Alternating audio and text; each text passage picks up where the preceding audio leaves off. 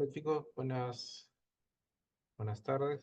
Sé que es feriado, así que vamos a esperar un par de minutos que se conecten unos cuantos más para poder empezar. Si no, vamos a avanzar y hacer la grabación, ¿ya? Para que el resto lo pueda ver cuando la mayoría me imagino que están viajando ahorita por Semana Santa. Está bien, doctor. Muchas gracias. Buenas tardes, doctor, gracias.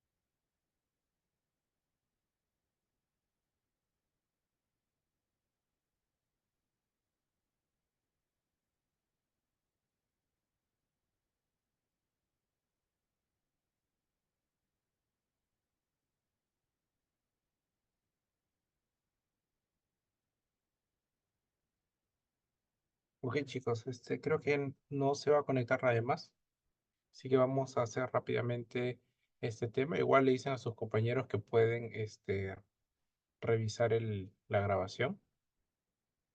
Y así eh, logramos completar al menos esta actividad. Para la próxima semana voy a tratar de espaciar un poco la práctica calificada con ustedes, pero teniendo en cuenta de que hay uno o dos grupos que no han podido completar su profesor a tiempo. ¿Ok? Entonces, bueno, vamos a empezar. Se supone que previamente habíamos conversado, voy a intentar rayar acá un poco. Habíamos conversado previamente que necesitamos un problema, ¿cierto? Y este problema tiene una respuesta. La respuesta de este problema es la hipótesis. Esta es la hipótesis. Esta es la hipótesis. Y con una vez que tenemos problema, hipótesis, nosotros podemos generar objetivos. Los objetivos simplemente es la pregunta, ¿cómo voy a resolver este problema? Y son los que nos van a guiar, ¿cierto? Pero sobre esto de investigación se basa siempre en encontrar un enemigo. Acuérdense que este es un poco de teoría social, ¿ya? Si se dan cuenta, la mayor estrategia que tienen los políticos y todos los demás y todas las personas que nos intentan convencer sobre algo es siempre buscar un enemigo en la historia. ¿Quién es el enemigo de la historia? Porque la mejor forma de cómo narrar una historia o cómo encontrar un tema de investigación es encontrando quién es el enemigo. Por ejemplo, si yo estoy hablando de complicaciones de pie diabético, tengo que entender quién es el enemigo del pie diabético y por qué ocurre el problema del pie diabético. ¿Ya? Entonces, si yo logro detectar o logro encontrar quién es el enemigo, voy a poder hacer un marco teórico adecuado, ya que es lo que se espera. Entonces, encontrar el enemigo es lo más difícil porque muchas veces hemos planteado bien nuestro problema, tenemos bien nuestra hipótesis, que es nuestro resultado esperado, pero no sabemos quién es el enemigo. Entonces, por ejemplo, ¿qué pasa si yo quiero evaluar el impacto de la ubicación geográfica o del lugar de nacimiento en los resultados de los pacientes con pie diabético? ¿Quién es el enemigo? Yo tengo que entender que el enemigo de esto son las diferencias geográficas. ¿Por qué? Porque se supone que las diferencias geográficas son las que terminan de impactar en los pacientes, ¿ya? O las que terminan de dar malos resultados. O sea, ¿qué quiero decir? Que un paciente que nació en la sierra probablemente tenga menos posibilidades que un paciente de la costa. Entonces, ¿quién es el enemigo de la historia? El enemigo de la historia es, en este caso, el haber nacido en la sierra, o mejor dicho, las diferencias geográficas que existen en nuestro país, ¿ya? Sobre todo de acceso a la salud, que es a lo que nos vamos a dedicar. Entonces, el marco teórico no es otra cosa que una construcción, y quédense en su cabeza que vamos a construir. Pero para construir no es que me voy a sentar y voy a hacer de paporreto un copia y pega de UpToDate o un copia y pega de lo que me diga la inteligencia artificial, sino que yo necesito en este marco teórico poder sumar todos los aspectos que logren o todos los aspectos que tengan impacto en este proceso del problema hacia los resultados. Eso es lo que se quiere. Entonces, estos son los pasos. Ustedes pueden ver aquí los pasos. Ustedes ya los conocen, ¿cierto? ¿Los han visto alguna vez? Primero revisamos la literatura, luego detectamos la literatura pertinente y para esto ustedes ya son expertos porque han llevado redacción. Luego de esto obtenemos la literatura que necesitamos. Luego de esto consultamos en nuestra base de datos. Finalmente extraemos la información que necesitamos y con esto construimos el marco teórico. Pero yo siempre les digo que esto es una teoría de conjuntos. Por ejemplo, si yo quiero hacer, a ver, alguno de ustedes deme su tema de investigación para hacer un ejemplo con eso. A ver, alguien que no conozca. A ver, Luis Adriel, ¿está?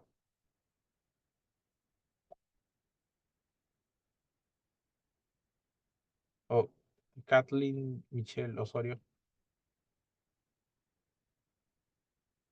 Andrea del Rosario.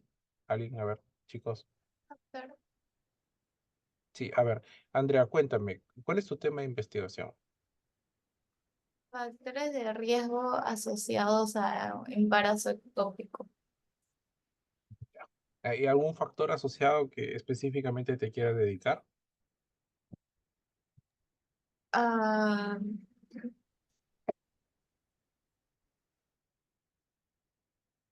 ¿Hay algún factor? Porque, o sea, yo les he dicho, traten de no disparar al aire, traten de encontrar un factor primero antes de lanzarse. por infertilidad. Ya. Vamos a poner que es una paciente que tiene alteraciones estructurales del endometrio. Se Ujú. me ha ocurrido, ya, yo no soy ginecólogo, aclaración. Entonces, si yo hago un diagrama de Ben-Euler, que son estos diagramas de acá que ustedes lo conocen de primaria, ¿cierto? De la teoría de conjuntos. ¿El conjunto A qué sería? El conjunto A sería, por ejemplo, embarazo ectópico.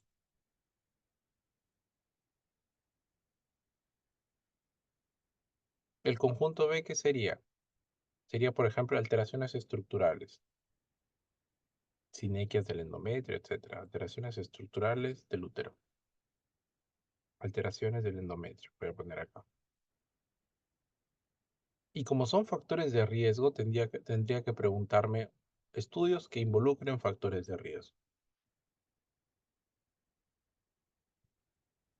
Entre paréntesis, este es un estudio analítico o longitudinal.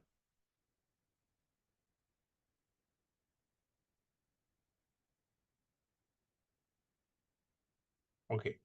Entonces, lo que a mí me interesa no es esto, sino me interesa solamente la intersección de los tres. Entonces, este concepto es el que vamos a tener el día de hoy para poder hacer nuestra búsqueda bibliográfica. Una vez que yo ya tengo mi problema, lo tengo que desmenuzar en tres partes, o al menos en dos o tres partes, y encontrar la intersección de esos términos, porque eso es más o menos lo que me va a decir qué artículo se parece a mi trabajo y con qué puedo trabajar. Ya. Ok, listo. Espero que hayan entendido esta parte. Esto lo vamos a hacer rapidito al final.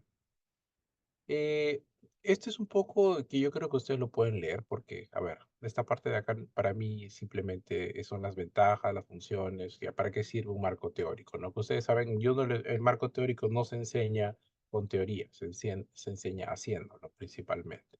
Entonces, ¿pero para qué nos sirve? Nos sirve para marcar prácticamente los límites de los objetivos. O sea, nosotros tenemos tres objetivos o cuatro objetivos y el marco teórico tiene que estar alrededor de estos cuatro objetivos. No puedo, si mi trabajo es sobre prevención, yo no puedo irme a hablar de tratamiento, no.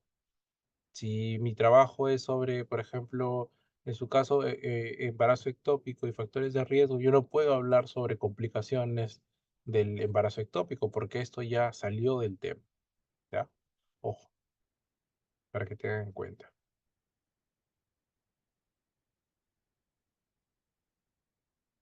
Creo que sus compañeras están enterando. Ok. Entonces, principalmente la universidad, porque esto es muy cuestionable también, pero la universidad divide el marco teórico en tres componentes. Primer componente, antecedentes del problema, que habitualmente se les va a pedir que tengan 15 antecedentes. Para presentar su proyecto, el comité de ética habitualmente pide 15, ¿ya?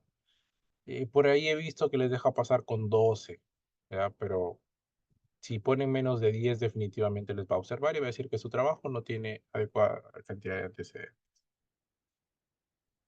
Y por último, tenemos la definición de términos, que esto es en base a los términos mesh o a los términos que vayan a usar en su investigación. Por ejemplo, si yo voy a hablar de embarazo ectópico, ¿a qué le llamo embarazo ectópico? ¿Qué definición tengo que tener en cuenta? Ya,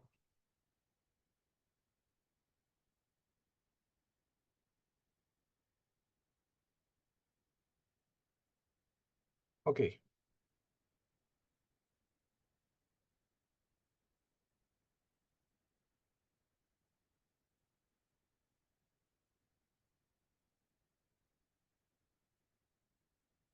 listo. Entonces, ya con esto, teniendo esto en cuenta, esto más o menos es simplemente para que ustedes sepan a qué nos vamos a dedicar durante la práctica, ¿ya?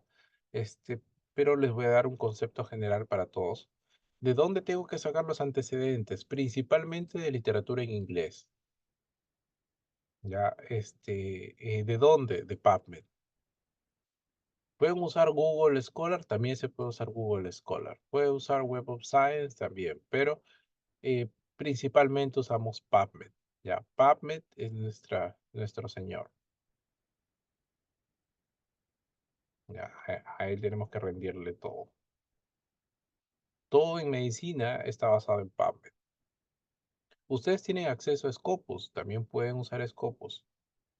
¿Cuál es la diferencia entre PubMed y Scopus? Que imagínense que Scopus es un PubMed mucho más, usando un término, perdón, es un PubMed mucho más achorado, no es un PubMed, como decirlo así, un PubMed de pituco, ¿ya? ¿Qué significa que el Scopus sea mucho más, tiene más herramientas? Me selecciona mejor la literatura gris. O sea, me excluye aquellos artículos, por ejemplo, que son de dudosa procedencia los tiene excluido Scopus. PubMed no. PubMed tiene todo, ya la mayoría de la información, salvo literatura gris o algunos artículos que ni siquiera estén indexados. Entonces, ¿quién tiene de por sí toda la información? Por ejemplo, en castellano, en diversos idiomas, Google Scholar. Google Scholar, Google Scholar tiene toda la información, tesis y todo lo demás. ¿Eso lo encuentro? ¿Mi tesis la puedo encontrar en PubMed? No, mi tesis la van a encontrar en Google Scholar. Probablemente por ahí esté mi tesis también. Yo hice mi tesis en obstetricia, que me arrepiento obviamente, pero bueno, era lo que había porque era práctico, era poderlo hacer rápido, y pude terminarla de esa forma. Entonces, que es un consejo que también les doy, traten de hacer en su tesis algo que sea práctico, no se metan a hacer cosas muy complejas porque pueden terminar, eh, eh, eh, complicándose demasiado. Entonces, vamos a tener fuentes directas, que son las fuentes primarias, que son todos aquellos artículos originales, o las fuentes secundarias, que son compilaciones o resúmenes o revisiones. ¿Ya? Y las fuentes terciarias son los documentos normativos. Por ejemplo, el documento del MINSA, la guía de práctica del dengue, qué tipo de fuentes es una fuente terciaria. Encuentro una revisión sistemática o un metaanálisis, ¿qué es una fuente secundaria? Si yo encuentro, por ejemplo, por ahí una revisión narrativa sobre dengue, eso es una fuente secundaria, ¿ya? La fuente primaria son las fuentes originales, de los artículos que establecieron esos datos. Y esto es más o menos para que ustedes sepan cómo va la evidencia. Nosotros nos centramos principalmente en ensayos clínicos y artículos originales, ¿ya? Pero tengan en cuenta que por encima de los ensayos clínicos todavía tenemos las guías de práctica clínica, las revisiones sistemáticas y metaanálisis, que son, se supone que la ventaja que tienen es que son más elaboradas y más resumidas, pero el problema que tienen es que no nos dan mucha información, nos dan prácticamente como que la pepa, lo que necesitamos para tomar la decisión del paciente y nada más. Ya, ustedes lo pueden leer, las pueden leer, pueden usar una guía de práctica clínica para citar en su trabajo, pero lo que les aconsejo también es que busquen artículos similares para que puedan construir su tesis en base a eso. Entonces, ¿cómo puedo acceder? Ya les dije, vamos a usar palabras clave o términos mesh, términos de búsqueda, y eso lo vamos a utilizar ahora brevemente un ejemplo, ¿ya?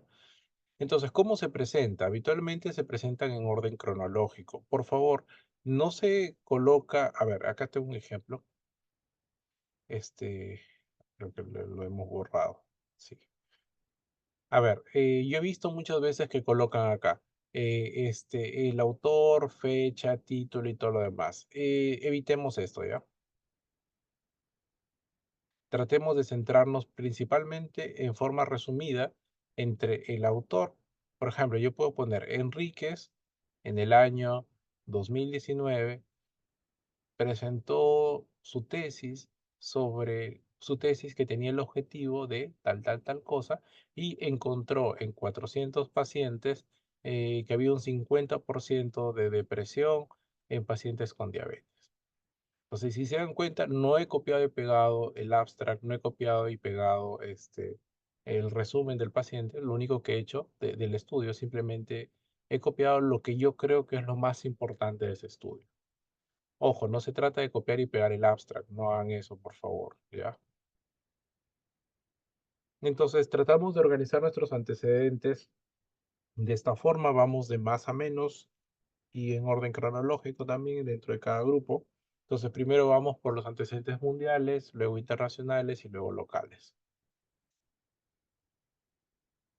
Luego, en las bases teóricas, nos vamos a centrar principalmente en hacer un poco de teoría, ya, mejor dicho, hablar qué es lo que se sabe, las definiciones, las leyes que existen o algún elemento teórico que sea importante para nuestro trabajo.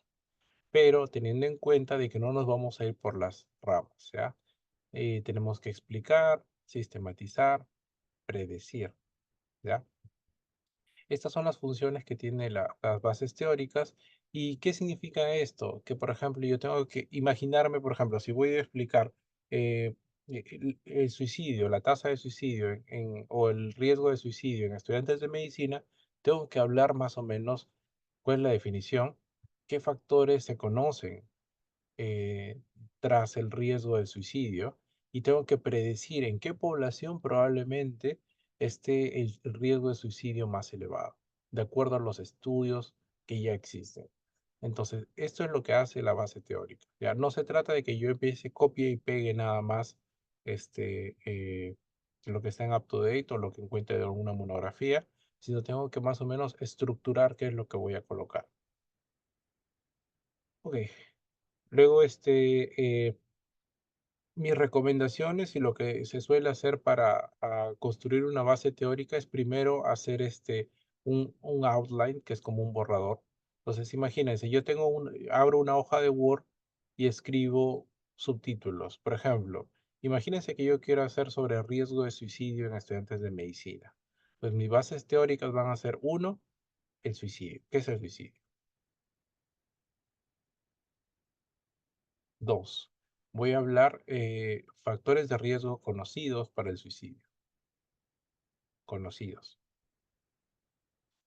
Tres, voy a hablar por qué es frecuente en estudiantes de medicina.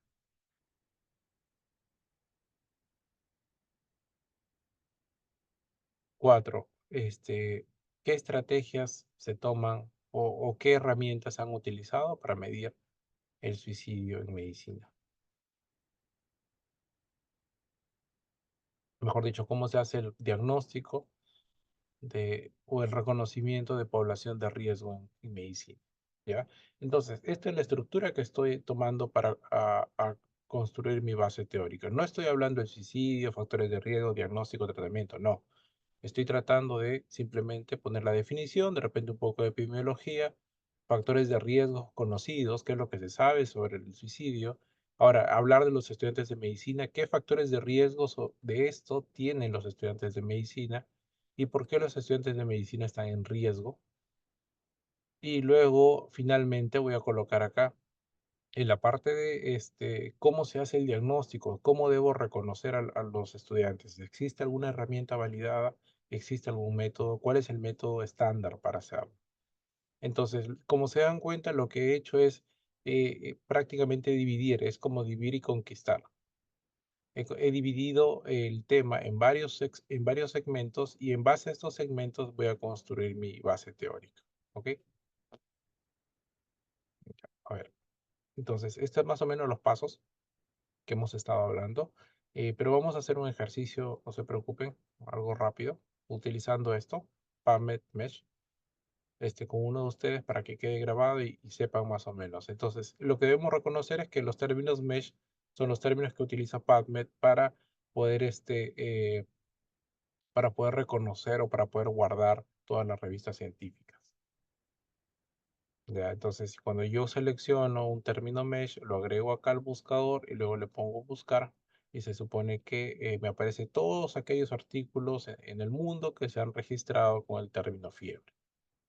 Entonces, luego puedo establecer, por ejemplo, filtros para que me seleccione de los últimos 5 años, que es lo que más o menos ustedes quieren, y utilizando las fórmulas booleanas, que son los diagramas de Ben-Euler que ustedes recuerdan, voy a tratar de seleccionar esta intersección, ya usando los diferentes términos que he planteado. Ay, perdón. ¿Ya? O de lo contrario, puedo juntar. Si yo no estoy seguro que un factor sea o un nombre o un término mesh sea el adecuado, puedo juntar varios factores y ponerles O como operador lógico. ¿Ya? Y eso lo vamos a ver ahorita en un ejemplo, no se preocupen. ¿Ya? Y puedo, obviamente, la tasa o el número de artículos va a aumentar o se va a incrementar. Y la idea es que yo trate de ordenarlos por el mejor match, la mejor combinación. ¿Ya? Entonces luego voy a tener mi artículo, voy a leer el abstract y en base al abstract, si me interesa, lo voy a incluir en mi trabajo, si es que no, no. También puedo excluir, por ejemplo, si yo quiero hacer un trabajo que no tenga nada que ver con COVID, en vez de usar a o, puedo usar not, que significa excluir. Este es el siguiente término. Y una vez que tenga esto, lo que voy a hacer es jalar todo esto a un gestor de referencias que puede ser Zotero o puede ser Mendeley. Por ejemplo, yo de preferencia les digo que usen Zotero, me parece mucho más flexible que Mendeley. ¿Ya? Entonces, para mí, mi elección, el ganador, es Zotero. Antiguamente yo les recomendaba Mendeley, pero Mendeley tiene el problema de que desde que lo compró Elsevier se ha vuelto una plataforma prácticamente en la que hay que pagar. Se puede inscribir gratuitamente, pero es muy limitado, tienen que usarlo en la web.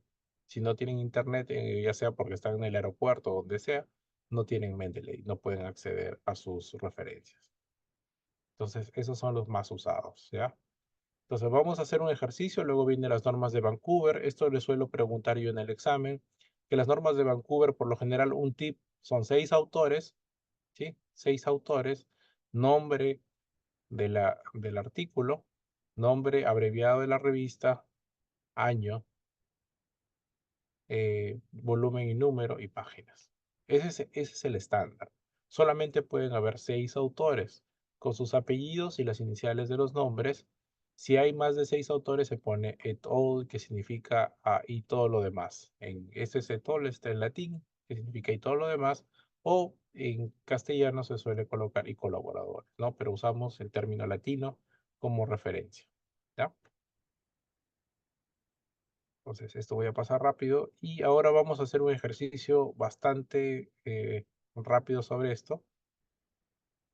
A ver, chicos, ¿algún voluntario que quiera darme su tema para poder hacer la búsqueda?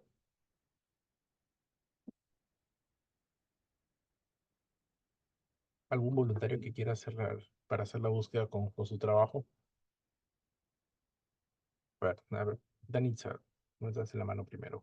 Eh, sí, doctor. Gracias. Bueno, yo estaba pensando en mi tema de características infecciosas y consecuencias en mujeres con aborto incompleto en pacientes atendidas en el Hospital Nacional Hipólito Unanue en el año 2023. Ya, ok, perfecto. Entonces, voy a abrir voy a compartirles mi pantalla, ¿ya? Se va a asustar que tengo miles de ventanas abiertas. Esto es más o menos todo lo que uso. Ok, entonces vamos a entrar a PubMed. Ustedes conocen PubMed, ¿cierto?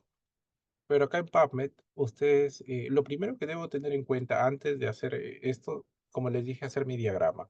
Por ejemplo, tú quieres hacer características infecciosas. ¿Qué es lo siguiente? Discúlpame. Sí, doctor. Características infecciosas y consecuencias en mujeres con aborto incompleto en pacientes atendidas en el Hospital Nacional Hipólito Unanue durante el año 2023. Ya, ok. Entonces voy a tratar de buscar aborto incompleto.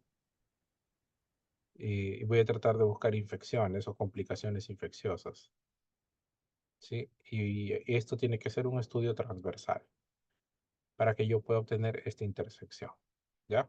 Entonces, en base a esto, voy a venir acá, teniendo en cuenta este modelo que he hecho acá, voy a entrar acá a PubMed y voy a poner acá términos mesh. Lo más difícil muchas veces es buscar mis términos. Entonces, acá ustedes tienen que poner, por ejemplo, voy a tratar de buscar a no sé si existe el término de incomplete. Vamos a ver si hay. Si no, Mesh nos tiende a dar sí, ahí el término. Sí, entonces tenemos acá, estos son todos los sinónimos, ¿ya? Lo puede ser así, incomplete abortion. So, lo voy a agregar acá y voy a seguir buscando. Por ejemplo, el siguiente es, quiero estudios transversales sobre esto, ¿cierto? Voy a poner o vamos a poner estudios observacionales para que me excluya aquellos.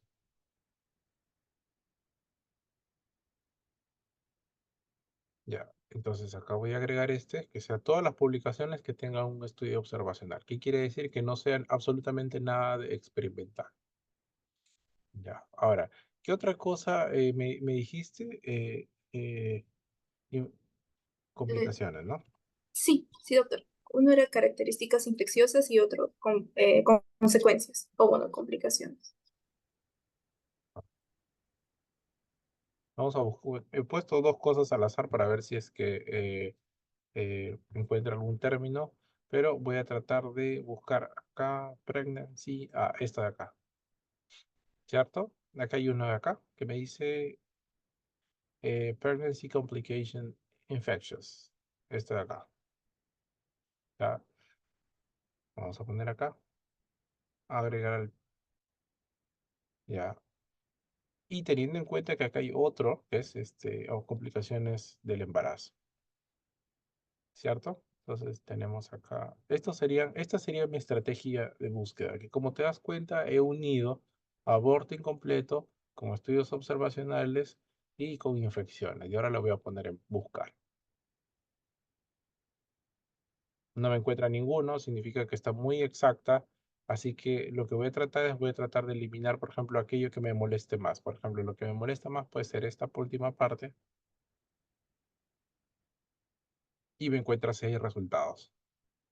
Ya, entonces, por ejemplo, eh, acá están las guías, a ver, aquí hay eh, vamos a, creo que ninguna de estas nos habla acerca de complicaciones así que voy a tratar de regresar a mi búsqueda de términos mesh. Y voy a colocar, por ejemplo, en vez de poner todo esto, voy a poner aborto incompleto otra vez. Acá ustedes tienen que encontrar cuál es la mejor combinación. La mejor combinación es que les dé a ustedes menos de 10 artículos. Esa es la mejor combinación. Entonces, esto lo voy a agregar acá. Y le voy a poner infectious. Vamos a ver.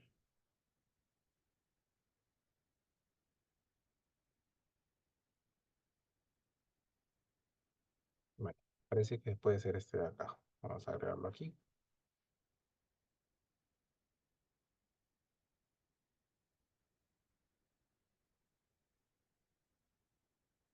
Por ejemplo, puedes hacer este de acá, se parece mucho a lo que tú quieres hacer. Eh, Esta de acá, pero esta es una revisión sistemática, puedes guiarte de esta revisión sistemática. Pero, por ejemplo, acá me han salido 85 resultados. ¿Qué es lo que voy a hacer? Voy a tratar de centrarme en los últimos 10 años, ¿ya? Para no ser tan estricto. Y me va a reducir a 16, que es más o menos lo que podría yo necesitar. Entonces, lo único que he hecho es encontrar cuál sería el término más adecuado para poder hacer mi intersección, ¿ya? Entonces yo podría unirlo incluso a esto con estudios observacionales o cross-sectional studies, que eso significa estudios transversales, para que me saque exactamente ese tipo de estudios. Y en vez de usar, ¿qué pasa si yo en vez de poner and, pongo or? Ahí me crea un conjunto global. Entonces, si te das cuenta, me saca 3 millones que son imposible que lo pueda revisar. O si le pongo not, significa que me busque aborto incompleto, pero que no involucre infecciones. Entonces, me va a salir todo sobre el manejo de,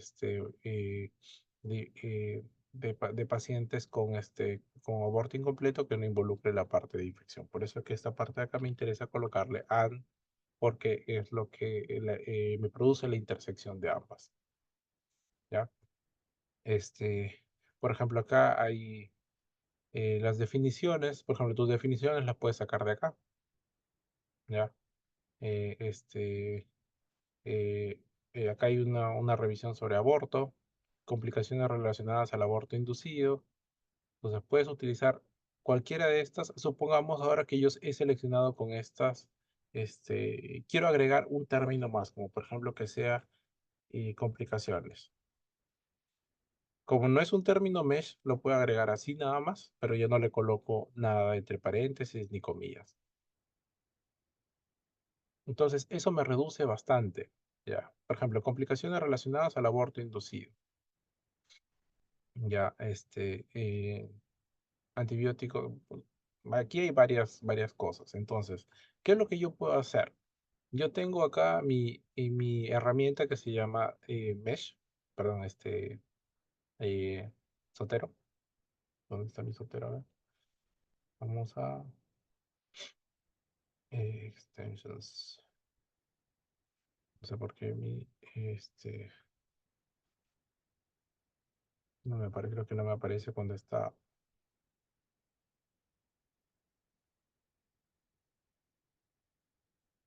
perdón, esto sale aquí nomás.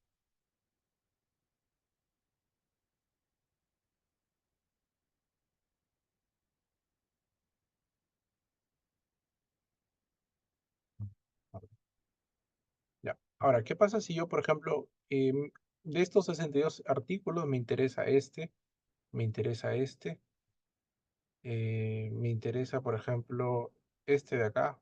Esto, a ver, estoy marcando por marcar. Me interesa también esto de acá.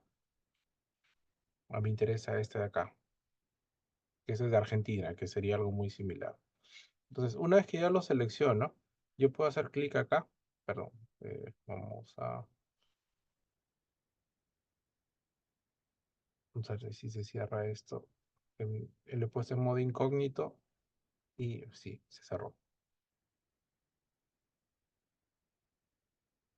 Ya, voy a entrar otra vez a PubMed, que se debe haber guardado nuestra última.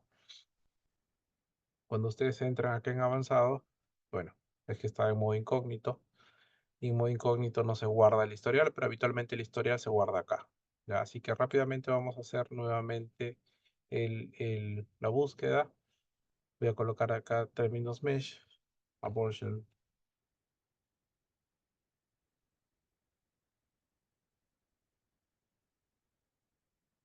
Voy a agregar esto a PubMed. Y le voy a poner infections. Voy a seleccionar esto de acá y lo voy a agregar. Y le voy a poner buscar.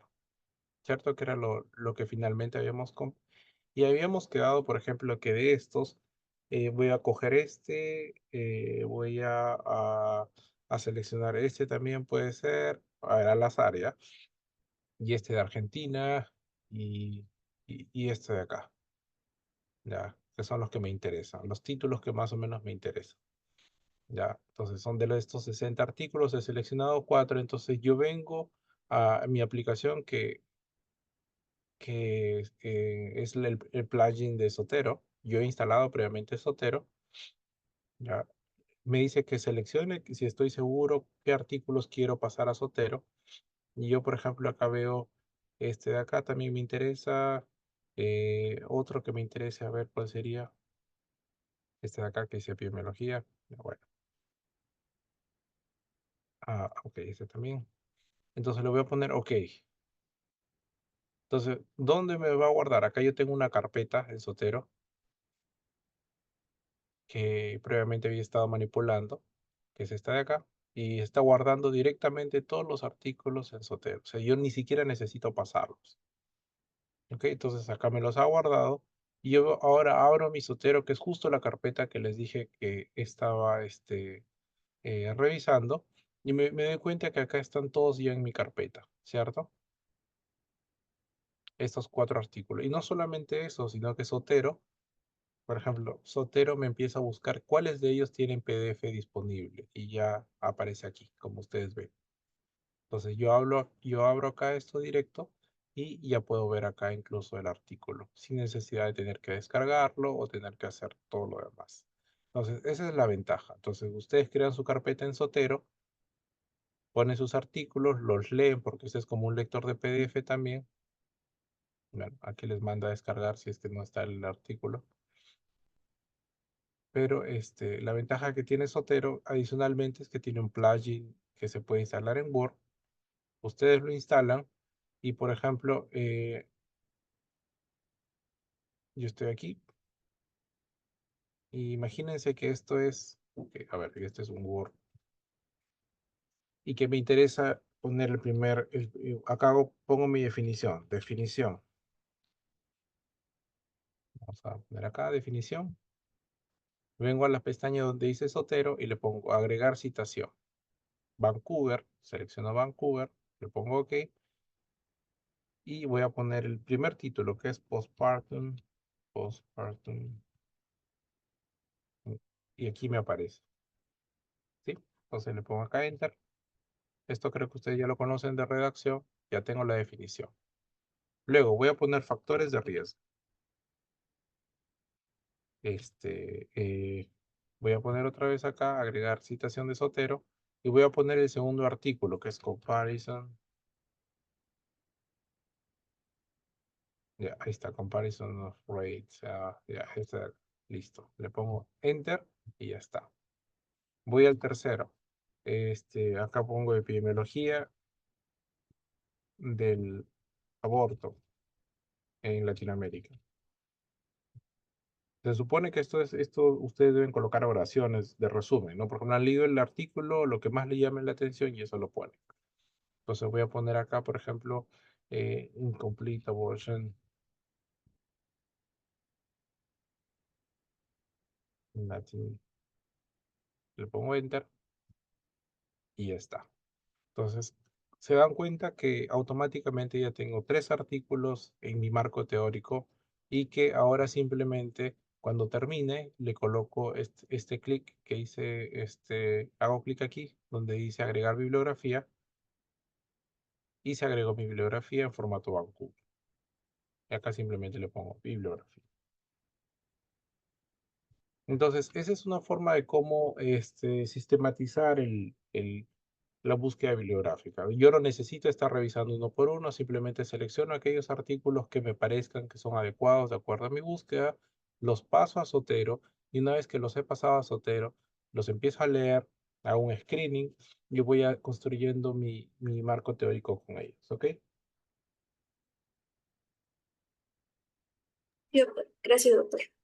Ya, entonces estas herramientas ustedes ya las conocen. En la práctica les voy a mencionar otras más, que es una de inteligencia artificial que se llama Research Rabbit, que creo que alguna vez se los he mencionado si es que han llevado conmigo redacción, que nos permite también utilizar inteligencia artificial para seleccionar mejor nuestros artículos. Pero la idea, lo clásico es el mesh, ¿ya? Lo clásico es hacer una búsqueda en mesh y que ustedes puedan automatizar su búsqueda, hacen su carpeta, ustedes ven que acá tengo miles de carpetas, entonces cada carpeta es por un proyecto, entonces en cada carpeta yo tengo mis artículos que he seleccionado y no solamente eso, sino que tengo, por ejemplo, anotaciones, supongo que yo tengo anotaciones por acá, este, o cosas que he escrito encima, y estas cosas que he escrito me aparecen aquí, por ejemplo, yo creo que tengo algo escrito acá. Vamos a ver uno que tenga algo escrito. Acá debe ser.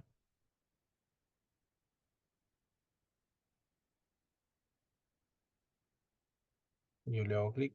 El tema es que no lo encuentro ahorita.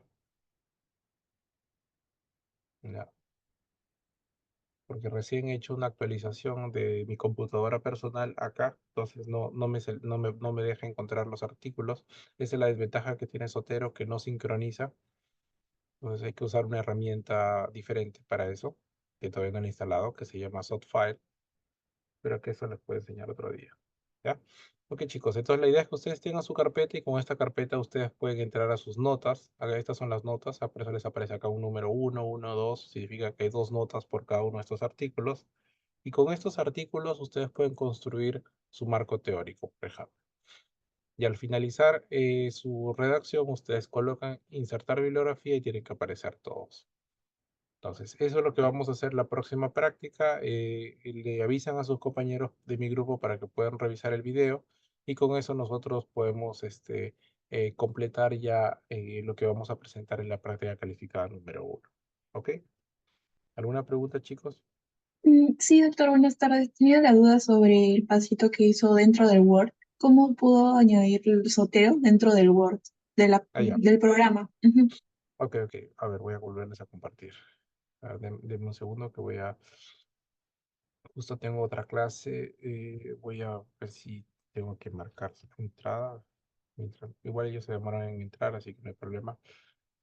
Pero denme un minuto. Hay algunas cosas que tienen que hacer. Una de ellas es crearse el Zotero, obviamente. Yo tengo mi forma de trabajar es muy automatizada. Ojo. O sea, yo tengo muchas cosas que ya las tengo pre-automatizadas. Por ejemplo, les cuento una que les va a parecer incluso mucho más rara. Lo voy a compartir acá en mi pantalla. Yo uso, a ver, yo uso Notion, ¿ya? Entonces, Notion tiene un aplicativo que me permite copiar lo que yo tengo por ejemplo, en Zotero. Entonces, yo acá simplemente de esta carpeta que se llama HTLB, Cada vez que agrego un artículo, me copia absolutamente lo más importante, que sería el autor, el título del artículo, y acá yo voy escribiendo mis notas, de tal forma que cuando tengo que hacer una revisión, simplemente copio y pego lo que tengo aquí. Ya. Entonces acá tengo todos los artículos, por ejemplo, algunas cosas que yo he anotado, que he encontrado que son variables interesantes, las voy escribiendo aquí. Ya, entonces, ¿cómo hago esto? Esto también se hace, esa es la ventaja que tiene Zotero, que Zotero tiene muchas herramientas de sincronización. Ya, por ejemplo, esta estrategia de Zotero, acá yo le tengo sincronizar ítems con Notion. Ya, entonces es por ese motivo de que esta carpeta, por ejemplo, se sincroniza. Entonces, si yo le hago clic, se va a empezar a sincronizar. Ven acá que aparece guardando ítems, ¿sí? Entonces los ítems que tenía acá en Zotero me los va a pasar a Notion. Y si ustedes conocen Notion, Notion es para tomar notas, por ejemplo. Entonces yo puedo instalar Notion en cualquier dispositivo y simplemente a medida que voy leyendo, se dan cuenta que miren, acá me está guardando los ítems, ¿sí? Entonces ya me empiezan a aparecer acá, incluyendo con sus propias notas que he colocado. Esta es otra carpeta que también la tengo sincronizada. Pero acá me está guardando los ítems, como ven ustedes aquí. Entonces ya me dice que ya terminó. ¿Ok? Ven acá. Ya han aparecido nuevas cosas. Ya. Todo esto de acá, o estos artículos que están de más, son todas las modificaciones que han ocurrido con esta nueva, cuando he subido esta carpeta. Ese es uno. Pero ¿cómo instalo estas cosas? Bueno, hay muchos tutoriales en internet de cómo hacerlo. Pero lo más importante es cómo instalo el conector de Zotero a Word. Entonces, ustedes vienen acá en Zotero. Una vez que lo instalan, yo les aconsejo de que entren acá a Zotero y vienen a donde dice preferencias. Primero, no se olviden de colocar, por favor, su cuenta. Esta es mi cuenta, por ejemplo. Creen su cuenta. Si no la tienen, créenla. Es importante. Y luego acá me va a aparecer eh, instalar el conector para su dispositivo de búsqueda, como puede ser Chrome o puede ser Internet Explorer, no sé lo que usen, o Mozilla o lo que usen, ¿ya? Y adicionalmente, yo puedo instalar acá, eh,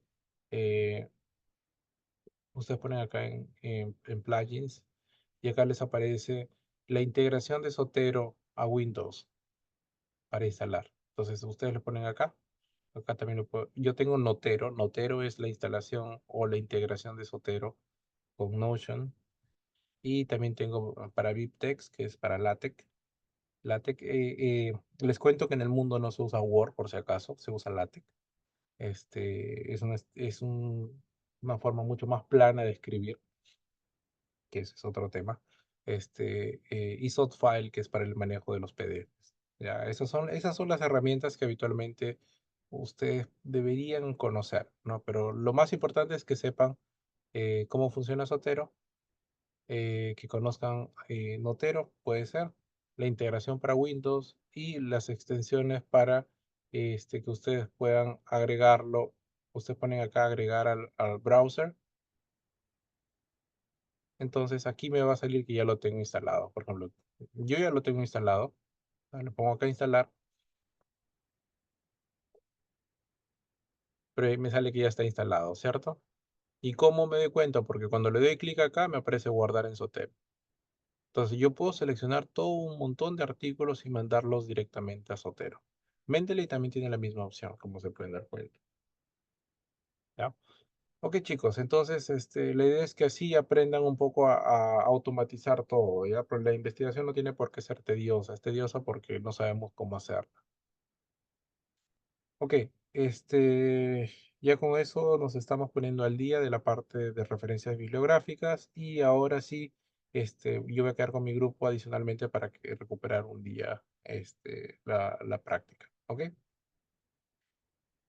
Con el asunto del docente nuevo, yo voy a ser un poco más flexible con él porque tengo entendido que recién ha ingresado y que por lo tanto tiene que recuperar las actividades. Pero me supongo que la próxima semana se va a poner de acuerdo con ustedes, pero les voy a dar chance para de la práctica calificada 1, ¿ok? Listo, chicos. Entonces con eso estamos conversando y nos vemos. Que tengan un buen feriado. ¿Alguna Gracias, pregunta? Gracias, doctor. gracias, doctor. Listo. Gracias, doctor. Cuídense. Si quieren un poco más de información, también pueden revisar tutoriales en YouTube. Ahí van mucho más lento de cómo se hace, hasta la búsqueda en PAPE también, ¿ok? O si no, en la práctica ya les voy a mostrar cómo hacer con cada uno de ustedes con sus respectivas estrategias de Doctor, búsqueda. una pregunta. Práctica calificada, ¿qué cosas viene? ¿Solo hasta hasta esto de Hasta clase? el marco teórico, así es. O sea, para la Marco práctica teórico. calificada, ustedes tienen que tener marco teórico ya, ¿ok? Doctor, una Mm, consulta. La ya. fecha de la PC1 va a ser igual para todos la siguiente semana que viene, el miércoles 3 de abril. Empieza la semana que viene, pero todavía les voy a dar chance para que puedan presentar, en vista del retraso que había. ¿Ya? Ok, doctor. Listo, chicos, nos vemos, cuídense. Doctor, muchas gracias, doctor. Hasta luego. Nos vemos, hasta luego.